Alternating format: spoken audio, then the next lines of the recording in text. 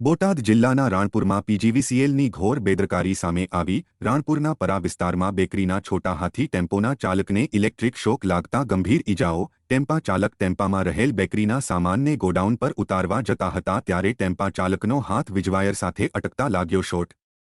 વીજ વાયર ટેમ્પા સાથે અથડાતા શોક સર્કિટ થયેલ અને ટેમ્પામાં પણ આગ લાગી હતી। સ્થાનિકોએ આગ પર કાબૂ મેળવ્યો હતો, જો કે ડ્રાઈવરને શોર્ટ લાગતા તેને 108 દ્વારા સારવાર માટે બોટાદ ખસેડેલ। આ વિસ્તારમાં ઇલેક્ટ્રિક વાયર એકદમ નીચે હોવાથી રહીશોએ પણ પીજીવીસીએલમાં લેખિત રજૂઆતો કરેલ છે, તેમ છતાં પીજીવીસીએલ દ્વારા વાયરો ઊંચા લેવા માટે કોઈ કાર્યવાહી નહીં કરતા આજે દુર્ઘટના સર્જાઈ હતી।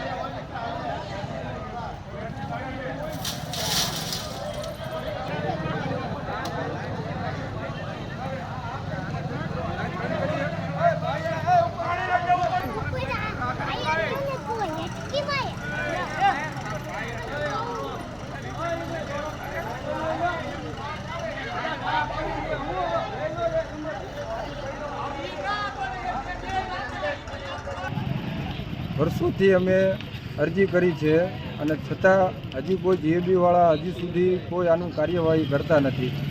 અને આજે આ ગાડી મારી પાછળ છે, આ ગાડીને ઉપર શોર્ટ સર્કિટ લાગવાથી ડ્રાઈવર ઉપરથી નીચે પડ્યો, છતાં કોઈ ધ્યાન નથી દેતું। આ જીએબીની કેટલી બેદરકારી છે, છતાં તમે કોઈ કાર્યવાહી કરો એવી અમારી માંગણી છે। વિજયભાઈ, આ જે ડ્રાઈવર હતો એને અત્યારે ક્યાં લઈ જાય? અત્યારે એને હોસ્પિટલ દાખલ કર્યો છે અને રાણપુરથી લઈને અત્યારે એને બોટાદ લઈ ગયા છે।